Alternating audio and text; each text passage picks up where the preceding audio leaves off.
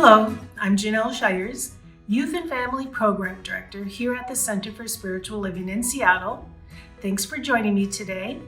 If you are in the Seattle area, please know that we do offer in-person youth program on Sundays at 11. And for those of you who might not be coming in person yet or too far away, please make sure you click on subscribe below so that you're notified when new videos are posted. We are using the Golden Thread of Truth curriculum, and this month is the Nature Parables from Jesus. And a parable is not any instructions from Jesus. They're just short stories to get us thinking about things. And even Ernest Holmes uses some of these same concepts in our Science of Mind philosophy here at the center.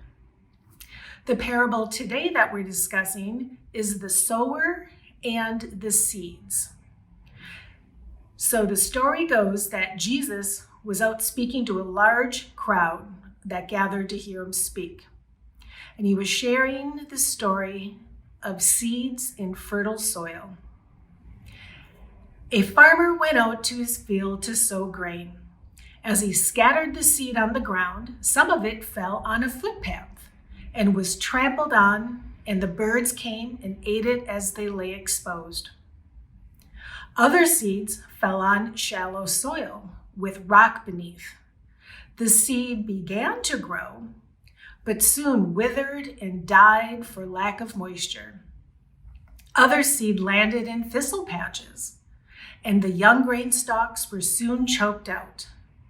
Some others fell on the fertile soil. This seed grew and produced a crop 100 times as large as he had planted.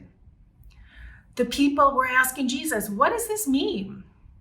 And he says, the seed is the same as a message from God to you. You hear these messages when you're listening with your intuition in your heart. You may hear the messages when you meditate, pray, or anytime you are still.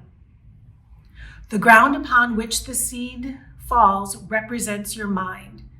If your mind is like a footpath, not open to new ideas, then the seed has no place to take root and grow. The shallow soil is like a mind that briefly listens to God's message, but soon returns to fear, uncertainty, or doubt. The seed once again cannot take root because the mind turns away from the idea.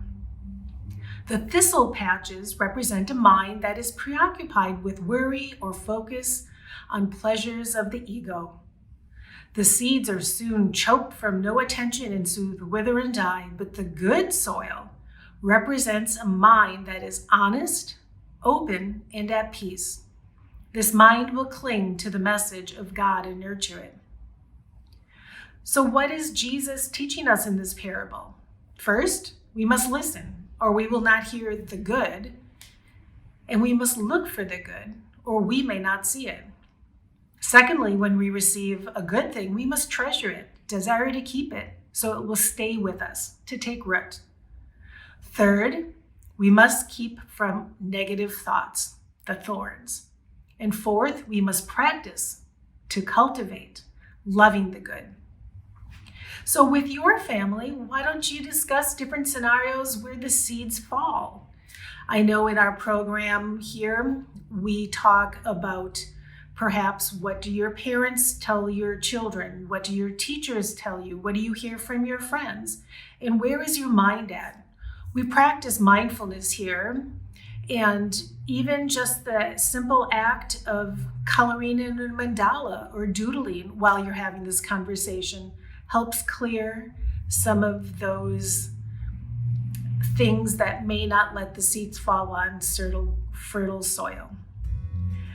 So let me know how this is working for your family, and I hope that you have plenty of seeds to grow.